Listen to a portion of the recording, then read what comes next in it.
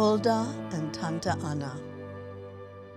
I sometimes think about why I never met any of my grandparents.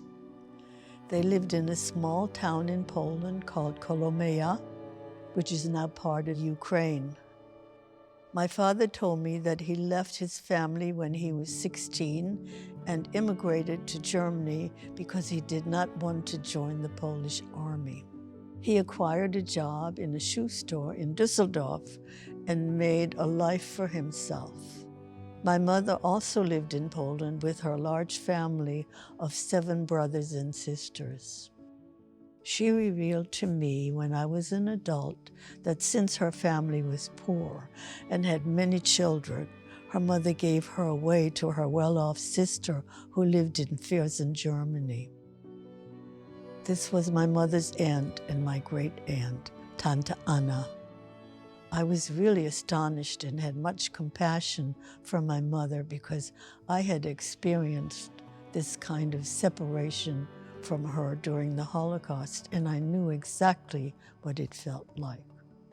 My mother explained that Tante Anna married well, had a husband who was wealthy. They had 2 sons, and she had always wanted a girl so that she could spoil her with riches and love. When my mother was 19, Tante Anna and her husband, Uncle Heinrich, found a suitable young man for her to marry. This was my father. I hope that my father and mother kept in touch with their parents in Poland. My parents settled in Bad Kreuznach, Germany, and when my brother Joe and I were very young, we often took the train to visit Tante Anna in Viersen. We always looked forward to this excursion because we had so many delightful sights and experiences in store for us. Tante Anna was a very large person. Her hugs were warm and soft, and we felt enveloped in her flesh as she embraced and welcomed us to her home, which was a wonderful place for exploration. The house was on a busy street, and the front door opened to a long staircase that we had to climb in order to get to her living quarters. When we finally reached the parlor, I remember the warmth that came from the radiators hissing their welcome to us. Our objective always was to run quickly through this parlor in order to get to the short, narrow steps down the tremendous kitchen. In the corner was a black iron stove, and we knew that our great-grandmother would be sitting beside it. She was tiny and spindly and dressed in black, the oldest person we had ever seen in our lives. She was probably in her 70s and much younger than I am now. We called her Die Hexe because she had such a witch-like appearance. Her gray hair spiked out from under the strange dark cloth that was bound around her head. I think her nails were long. She was a quiet witch and allowed us to stare at her in amazement. She never reprimanded or scolded us for behavior. She was Tante Anna's mother and my grandmother's mother. Her name was Hulda. She was always there in the morning when we got up for breakfast and still there when we went to bed. We never knew if or when she went to bed. My great-grandmother's place at the stove was important on the days that Tante Anna and her helpers in our house prepared the delicious tasting bulbenik. I remember the preparing and baking lasted all day.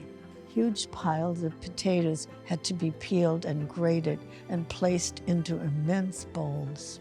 Eggs, yeast, oil, and flour would be mixed into this batch, which had to rest for some time before it was ready to be placed in the prepared oil trays that were about 4 times the size of a cookie tray that I use in my home now. When the mixture had risen, everyone helped pour it into the trays because the thickness had to be just right. If I remember correctly, I think it was about 1.5 or 1 inch. Then it was carried to the oven where our great-grandmother was in charge of opening the doors and allowing the precious load to be inserted and baked at just the correct temperature. During the baking process, there emerged such an aroma that it made our mouths water. The anticipation for eating this delicious feast was overwhelming. When the hexa finally gave the signal that it was ready to come out of the oven, we saw how brown and crispy it appeared, and all we wanted to do was partake of it immediately. The short time we had to wait for it to cool down seemed endless. The trays were laid out onto the tables in the kitchen, and fresh butter was spread all over the repast. Then Tanta took out a huge knife and cut the bulbanik into square portions. My brother Joe and I were always the first ones to gorge ourselves in heavenly delight. Next to the stove was a door that opened to the stairway that went down to a storeroom and then out to the yard. We loved chasing and frightening the chickens that were browsing and pecking and looking for food. My great-aunt warned us that in order to have abundant, delicious eggs for the bulbanik, it was unwise to terrify the hens. The rooster that woke us up in the morning seemed very indifferent to our provocations. She just strutted around the yard looking grand. On rainy days, we were allowed to play in the parlor. Uncle Heinrich gave us a box that contained a lot of money. In fact, the box contained so many German marks that we could not count them. We were told that we could play with these papier marks as much as we wanted because this money had become worthless after World War I. All it was good for now was for children to play with. Tante Anna's bedroom was on the other side of the parlor. Sometimes she allowed me to get into her bed with her while Uncle Heinrich was snoring in his bed on the other side of the night table that separated them. The room was narrow and Rubens-like pictures were hanging on the two long walls. I wondered why my Tante Anna was not embarrassed by these pink, naked, plump, curvaceous ladies all around her. The bed was soft, with square feather pillows, and a comforter the size of a mountain covered us up to keep us warm and cozy. Sometimes I asked her about my grandparents, but I cannot remember what she told me about them. Before the Holocaust, Tante Anna and Uncle Heinrich were superb substitutes for the grandparents I did not know. She made me feel loved. I never saw my paternal grandparents. However, I do remember that my father's parents sent us packages containing kosher beef sausages and sweets before the Germans invaded Poland. I tried to find out what happened to them. There's no record anywhere about them.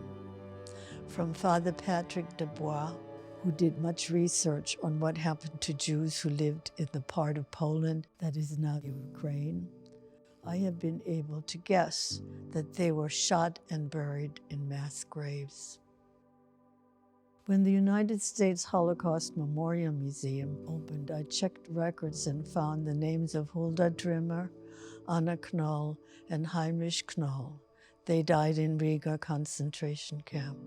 My daughter Teresa's middle name is after my great-grandmother Hulda. My brother Ernest named his daughter after our mother, and my granddaughter Lila honored Tante Anna when she became a bat mitzvah. My daughter Lisa's middle name and the middle name of my brother's son Craig are after my father's parents. My brother Joe and I are named after my mother's parents. They are all remembered.